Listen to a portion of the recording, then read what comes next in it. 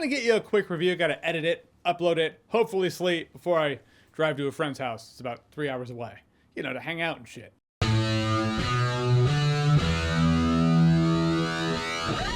So Expendables is the fourth Expendables film. That's right, nearly 10 years after the last Expendables adventure, they're back for one final adventure until the next final adventure. This movie stars Jason Statham, who's gone a bit rogue. Megan Fox is leading the Expendables. Point is, Stallone isn't even in the movie that much, and most of the rest of the Expendables crew looks like they're like, well, I wish I shared that luxury. Because for the most part, they all look bored. To be fair to them, this movie is mostly boring. Of the Expendables crew, Jason Statham's the one that exhibits any sort of screen presence or charisma. The rest of the crew feels like they're here out of some sort of contractual obligation. Even the great Andy Garcia can't save this thing. Feels like he's doing a favor for a friend, but he's pissed because he's missing happy hour or something. He just feels like he doesn't want to be there. Which is a real bummer. There are a couple moments where you can see the concept of this film being a cheesy, low-budget, straight-to-sci-fi channel, grade B action flick, just stuff in our faces while we're watching it. You can see moments where that would have worked if the groundwork wasn't already set up, the groundwork being ineptitude. Making a grade B film that leans into its cheese, but that's the cool part about it, it's actually harder to do than people think. If you pull it off great, audiences can have themselves a fun party film. If you don't pull it off, it can come across as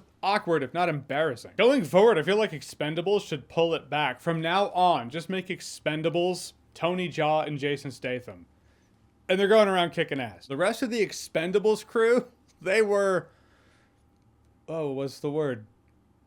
I'm sure there's a word to describe them that very well could be a title of a film. The gunshots, the hits, they were actually pretty satisfying in that bloody, splattery kind of way. You know, I've been playing Mortal Kombat 1 recently. It just kind of tracked for my week. Fit right in. The hand-to-hand combat, stay with me on this. When it's not the legends at work, not good. The camera was far too close to the action, and there was way too much shaky cam. Probably because they're trying to write checks these bodies can't cash. Iko Uwais has the best fight in the film. That's why there's already a clip of it on YouTube before the film even came out. Again, that's the marketing telling you that's what the fights are going to look like in here. But they don't. However, you can tell he's holding back. He's never able to push it to 100. It's like seeing a badass sports car on the road, but during bumper-to-bumper traffic. So Tony Jaa and Iko are no joke, but you still need camera work that can capture it, and co-stars who can keep up. I feel like they were at a disadvantage even being in here. You can have martial arts legends in your new Expendables film, but if you don't properly utilize them, well, what's the point? And the green screen was completely noticeable, absolute ass. However, again, only about 90 minutes long.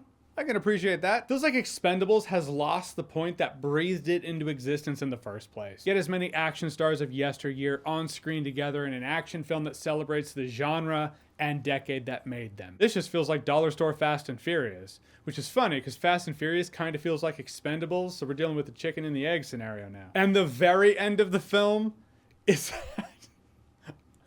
I laughed. Was it supposed to be funny? Again, I'm not sure. It felt like a Family Guy joke. Like Stewie's gonna be like, yes, well, nobody really pays attention to height. But in the end, I'm not gonna remember this one in T-1 day. Yeah, get the fuck out of here. All right, so Expendables 4, have you seen it? What did you think about it? What's your favorite action film or celebration of action film that this movie might have tried to be, but definitely did not stick the landing on? Whatever it is, whatever you think, comment below, let me know. And as always, if you like what you've seen here and you want to see more, click right here to see more.